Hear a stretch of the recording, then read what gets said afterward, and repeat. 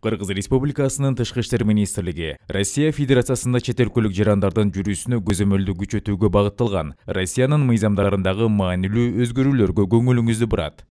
2025 жылдын 5 февралынан тарта Россияда чет өлкөлүк жарандар үчүн жаңы мыйзам күчүнө кирет. Ага ылайык, ал өлкөнүн аймагында мыйзамсыз жүргөн чет өлкөлүк жарандарга чыгарып жиберүү режими колдонулат. Жаңы мыйзамдын негизги талаптары: көзөмөлдөгү адамдардын реестри.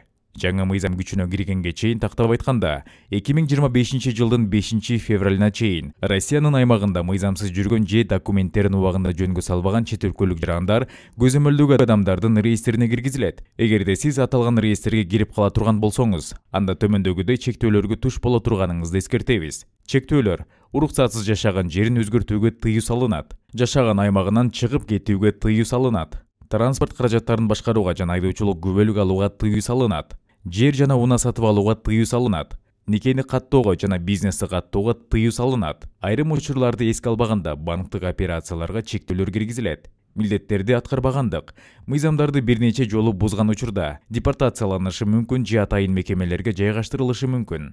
Россиянын ички иштер органдарынын ыйгарым укуктары.